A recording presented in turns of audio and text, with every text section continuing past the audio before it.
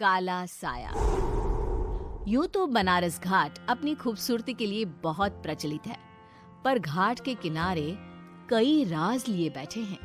ये कहानी शुरू होती है बनारस के घाट के पास बने ममता निवास से, जहां प्रिया लाल जोड़े में ममता के घर उसकी बहू बनकर आती है। आओ आओ बहू, घर को अपने पैरों से पवित्र करो।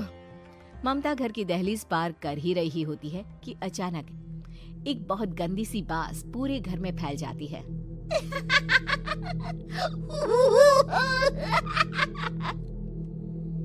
ये बदबू और ये आवाजें, ये कौन हंस रहा है माँ?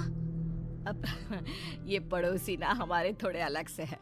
कहाँ हम शाकाहारी और ये मांस मच्छी खाने वाले। छोड़, तू ध्यान मत दे और गृह प्रवेश कर। और हाँ बहू, अपनी सास की एक बात हमेशा याद रखना, इन पड़ोसियों से तो कभी बात नहीं करेगी। अच्छे लोग नहीं है ये। अपनी सास की ये बात मानेगी ना बेटा? हाँ माँ, जो आपकी मर्जी, मैं उनसे बात नहीं करूंगी। अगले दिन प्रिया अपनी पहली रसोई बनाने रसोई घर में जाती है। ये छोकी बात तो नाक में जा रही है। एक काम करती हूँ, खिड़की खोल देती हूँ। प्रिया खिड़की खोलने जाती है। इतने जाले, लगता है इस खिड़की को कभी खोला ही नहीं गया। पर ऐसा क्यों? ओह, नॉन वेज की स्मेल आती होगी ना। 2 मिनट के लिए खोल लेती हूँ, फिर बंद कर दूंगी। प्रिया खिड़की खोलती है। खिड़की खोलते ही उसकी नजर सामने वाले घर की खिड़की पर पड़ती है, जहाँ एक लड़की खड़ी होती है। हाथों में मेहंदी, लाल रंग की साड़ी, बिल्कुल सजी धजी, मानो प्रिया की तरह ही वो भी नई नवेली बहू हो। वो प्रिया को देखकर मुस्कुराती है। हे भगवान, माँ ने तो इनसे बात करने को मना किया था। प्रिया फौरन ही खिड़की बंद कर देती है और तवे पर चढ़े रोटी की ओर देखने लगती है, पर वहाँ रोटी न होकर मछली पड़ी होती है।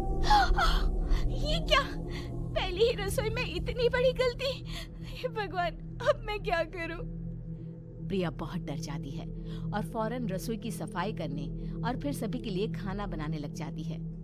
जब वो सबको खाना परोसती है, सब तो ठीक है, मैं बेकार में चिंता कर रही थी। हे भगवान, ऐसे ही बस अपनी कृपा बनाए रखना।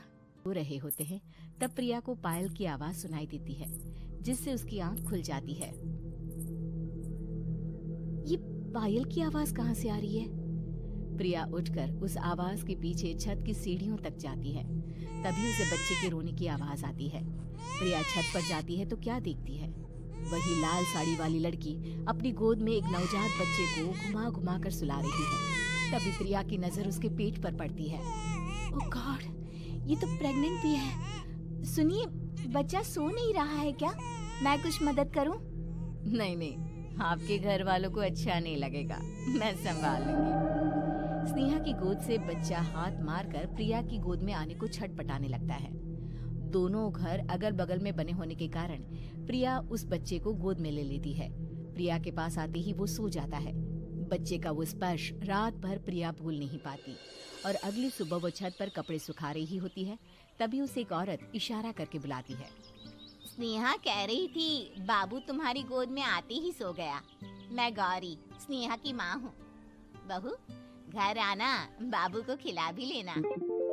शाम को जब घर पर कोई नहीं रहता, बच्चे से मिलने के लिए प्रिया छिपकर अपनी पड़ोसन के घर चली जाती है और कुछ देर बच्चे को खिलाकर वापस लौट आती है। इसके कुछ दिन बाद ही प्रिया को पता चलता है कि वो माँ बनने वाली है। ममता की खुशी का ठिकाना नहीं रहता। माँ जी, पता नहीं क्यों उल्टी आ रही है। प्रिया भागती हुई वॉशरूम में जाती है तो हरे और लाल रंग की उल्टी करती है। उस उल्टी में से कीड़े निकलते हैं। ये क्या? खून और ये कीड़े! माँ! माँ! प्रिया की आवाज सुनकर ममता दौड़ कर आती है, पर बेसिन में कुछ नहीं होता। प्रिया हक्की बक्की रह जाती है। ये सब क्या हो रहा है? प्रिया घबरा जाती है और अपने कमरे में जाकर सो जाती है। डर के कारण वो इतनी थक जाती है कि उसकी आंख लग जाती है। तब उसे ऐसा लगता है उसके पेट पर मानो कोई बैठा हुआ हो। कौन हो? प्रिया के पेट पर एक 5 महीने की बच्ची बैठी हुई थी, जो बुरी तरह जली हुई थी। माँ, तुम ही मुझे लाई ना अपने पेट में? मैं तुम्हारी माँ नहीं हूँ। कौन हो तुम? माँ, देखो मैं जल गई बुरी तरह से। 6 महीने पेट में रहने को भी मुझे नहीं मिला। सहला दो ना माँ। बचाओ, बचाओ, माँ!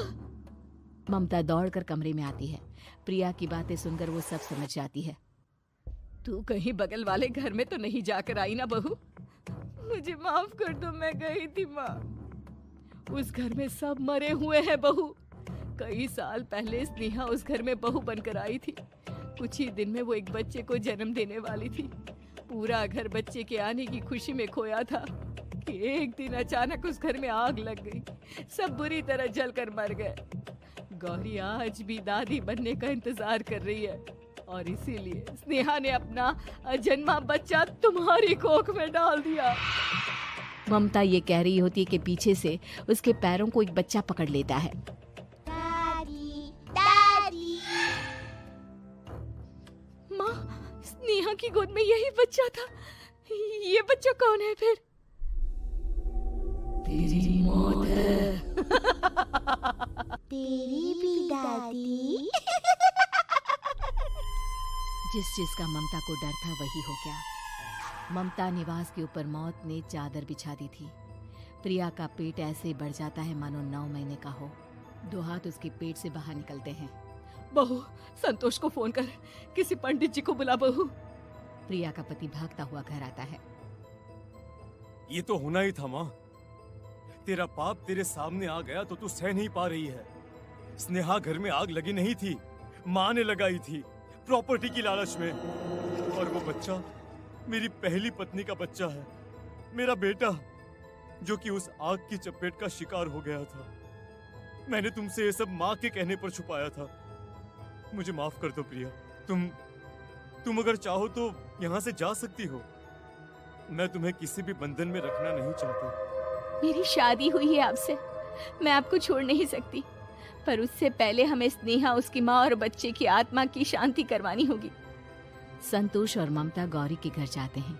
अंदर सब कुछ जला हुआ होता है। जमीन पर जली हुई लाशें बिखरी हुई थी। ममता रो रो कर अपनी करने की माफी गौरी से मांगती है। प्रिया स्नेहा के घर वालों का अंतिम संस्कार करवा देती है और ममता निवास फिर से आत्माओं के साए से मुक्त हो जाता है।